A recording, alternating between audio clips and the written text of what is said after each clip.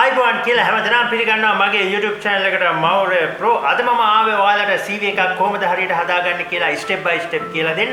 ඒකත් එක්ක ඔයාලා පිටරට job එකකට apply කරනවා නම් කොහොමද ඒ CV එක හදාගන්නේ? ඒ වගේම ඔයාලා ලංකාවේ local job එකකට apply කරනවා නම් ඒ CV එක හදාගන්නේ කොහොමද කියලා මම අද මේ වැඩසටහනින් ඔයාලට කියලා දෙනවා. දිගටම මාත් එක්ක නැඳින්න මේ මගේ YouTube channel එක Mourya Pro.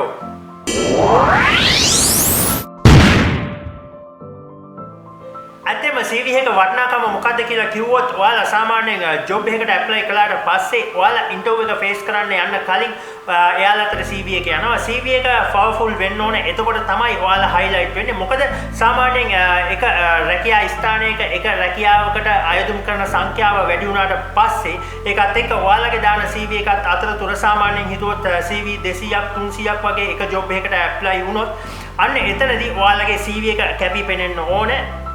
සාමාන්‍යයෙන් CV එකක් හදනකොට මූලික කරුණු කීපයක් අන්තර්ගත වෙනවා. ඒකෙන් මම එකක් ඔයාලට දැන් කියන්නම්. සාමාන්‍යයෙන් ඔයාලා යූස් කරන ෆොන්ට් එක අනිවාර්යයෙන්ම Arial අන්න ඒ වගේ සිම්පල් ෆොන්ට් එකක් යූස් කරන්න. ඒකට හේතුව වෙන්නේ බැලුමට මේ CV එකක් කියන එකක් අනිවාර්යයෙන්ම ක්ලියර් වෙන්න ඕනේ. ක්ලියර් කියන්නේ ටග් ගාලා අයිඩෙන්ටිෆයි වෙන්න ඕනේ. මොකද සමහරක් වෙලාවට ඔයාලා දාන CVs එකක් එක්ක හුඟක් දෙනෙක්ගේ CVs එතෙන්ට යන්න පුළුවන්. ඒකෙන් හින්දා අර දැක ගම ඇට්‍රැක්ෂන් වෙන ෆොන්ට් එකක් යූස් කරන්න. සාමාන්‍යයෙන් ඔෆිෂියල් පැත්තට මීට අමතරව ඔයාලා යූස් කරන ෆොන්ට් එකේ කලර් එක අනිවාර්යයෙන්ම හයිලයිට් කරගන්න. ඒකට හුඟක් වෙලාවට පුළුවන් තරම් black සහ blue වගේ දේවල්. සාමාන්‍ය ලංකාවේ ඇතුළේ ඔයාලා CV එකක් යූස් කරනවා නම් black and blue වගේ දේවල් යූස් කරන්න. නමුත් ඔයාලා පිටරට ජොබ් එකකට ඇප්ලයි කරනවා නම් ජොබ් බැංක් එකක් හරහා අනිවාර්යයෙන්ම ඔයාගේ CV එකේ full color format එකම තියන්න black වලින්. මීට අමතරව ඔයාලගේ CV එක පුළුවන් තරම් layout කරන්න බලන්න. මෙහෙම layout කිරීමෙන් ඒ කියන්නේ සාමාන්‍යයෙන් මේ CV එක කියවන කෙනෙක්ට හරි ලේසියෙන් පහසුවෙන් හැම දෙයක්ම අඳුනගන්න පුළුවන්. ඔයාලගේ work experience මොනවද? ඔයාලගේ education side එක මොනවද? අන්න ඒ වගේ දේවල් එයාලට ටග් ගාලා අඳුනගන්න පුළුවන්. ඒකින්ද ඒ පහසුව තක පුළුවන් තරම් ඔයාගේ CV එක layout කරගන්න බලන්න. හුඟක් CVs වල මම දැකලා තියෙනවා ලංකාව තුල ඒ කියන්නේ local job වලට apply කරනවා නම් හුඟ දෙනෙක් side එකෙන් පොඩි ෆොටෝ එකක් දානවා. නමුත් ඔයාලා පිටරට job එකකට apply කරනවා නම් ඒ ෆොටෝ එක දාන්න යන්න එපා. ඒකට හේතුව මේ වැඩසටහන ඉස්සරහදී මම ඔයාලට කියා දෙන්නම්. ඔයාලට මම කිව්වා පිටරටට apply කරන CV එකක අපි picture එකක් දාන්න නැහැ කියලා. ඒකත් එක්ක අපි use කරන්නේ එක font එකක් ඒ වගේම එක color එකක් කියලා. ඒකට ප්‍රධාන හේතුව තමයි ATS කියලා system එකක් තියෙනවා. අපි හුඟක් වෙලාවට බැලුවොත් Indeed ඒ වගේම Monster වගේ job offer දෙන page වල ඒ කියන්නේ website වල හුඟක් වෙලාවට අපි internet එක හරහා තමයි මේ CV එක submit කරන්නේ. එතකොට එයාලට මුළු ලෝකෙම CVs ලක්ෂ ගණන් ඒකට එනවා.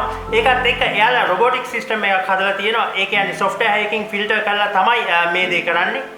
මෙන්න මේ applicant tracking system එක හින්දා ඔයාලගේ CV එක හුඟක් වෙලාවට filter වෙන්නේ නැහැ. මේ වගේ දේවල් අනවශ්‍ය දේවල් මේ CV එක ඇතුළත් කළොත් තව දෙයක් කියන්න ඕනේ. ඔයාලගේ CV එක අනිවාර්යයෙන්ම pages දෙකකට පමණක් සීමා කරන්න. ඒකට හේතුව වෙන්නේ හුඟක් pages 5-6ක් ආවොත් CV එකට, ඒ කියන්නේ 3ක් 4ක් 5ක් වගේ ආවොත් එහෙම මේ කියවන ඒ කියන්නේ CV එක බලන කෙනාට ලොකු අපහසුතාවයක් වෙනවා. මොකද ඔයාලගේ history එක එයාලට කියවන්න බෑ. මොකද එයාලත් ඉන්නේ busy life එක. එයාලත් කරන්නේ job එකක්.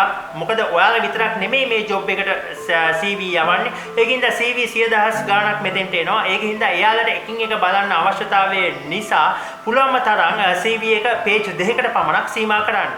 ඒකත් එක්ක මේ applicant tracking system එකට සුදුසු CV එකක් ඔයාලා හදනවා නම් අනිවාර්යයෙන්ම ඔයාලා keywords use කරන්න ඕනේ. ඒකට හේතුව තමයි මේක software එකක් හරහා වෙන්නේ. එතකොට ඔයාලා දාන keywords වල හැටියට තමයි ඒ job bank එකේ ඒක file වෙන්නේ.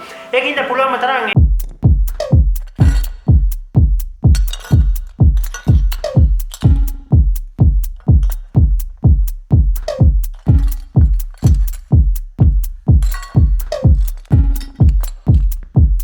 Samurai sword on my back. You don't know how to act. Maybe you should relax. Maybe you should relapse. Just kidding.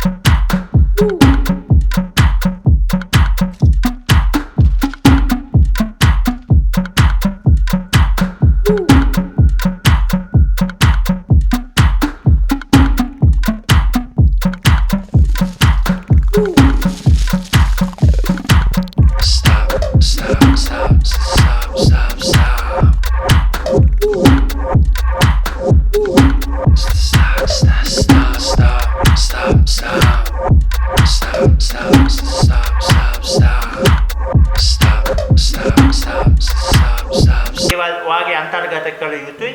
ඊට පස්සේ 7 වෙනි කොටස නිර්මාණය වෙන්නේ ඔයාගේ ස්කිල්ස් පදනම් කොටගෙන. එතකොට ඔයා මීට අමතරව ඔයාට කරන්න පුළුවන් දේවල් එයාලට පෙන්වන්න ඕනේ. ඒකත් එක්ක ඔයාගේ සටහනක් එතන පොඩි තියන්න ඕනේ. ඒක බුලට් පොයින්ට් විදිහට තිබ්බොත් හොඳයි කියලා මම හිතනවා.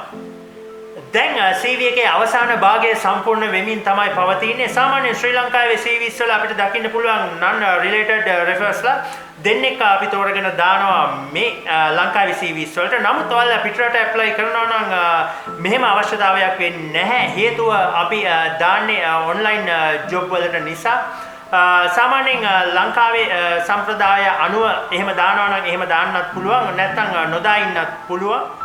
අර මම කිව්වත් වගේ වැඩි කලර්ස් යූස් කරන්න යන්නත් එපා. ඒකත් හොඳට ඔළුවට ගන්න. මොකද මේක ප්‍රොෆෙෂනල් පැත්තට වැඩි වෙන තරමට ඔයාලට ඉන්ටර්විව් එකට කෝල් කරන්න කලින් එයාලා අතර CV එක ගියාට පස්සේ හම්බෙන ලකුණු ප්‍රමාණය අනිවාර්යයෙන්ම වැඩි වෙනවා. ඒ කියන්නේ අනික් CV වලට වඩා ඔයාගේ CV එක කැපී පෙනෙන විදියට හදාගන්න බලන්න. මේකත් එක්ක ඔයාලා හොඳට මතක තියාගන්න. ඔයාලා CV එක යවනකොට හොඳ powerful cover letter එකක් හදාගන්න. ඒකත් එක්ක ඔයාලා යවන email එකට ඒක attach කරන්න. එතකොට අනිවාර්යයෙන්ම අනික් CVs අතර ඔයාගේ CV එක අනිවාර්යයෙන්ම කැපිලා පේනවා. ඒ ටිප් එකත් ඔයාලා අනිවාර්යයෙන්ම හොඳට ඔළුවේ තියාගන්න. ඒ කතාවත් එක්ක තවම මගේ YouTube channel එක subscribe කරලා නැත්නම් දැම්ම subscribe කරන්න. ඒ ළඟ තියෙන bell button එකත් අනිවාර්යයෙන්ම click කරන්න. එතකොට මම දාන අලුත්ම වීඩියෝ එකක් ඔයාලා ළඟටම ගෙන්න ගන්න පුළුවන් වේවි. අදට මේ වැඩසටහනින් මෙහෙම සමුගන්නම් ළඟදීම අලුත්ම වැඩසටහනින් හම්බෙන්න ලොකු බලාපොරොත්තුවක් ඇතිව. එහෙනම් අදට සමුගන්නම්. ගිහිල්ලා එන්නම්. මතක තියාගන්න මගේ YouTube channel එක Mourya Pro.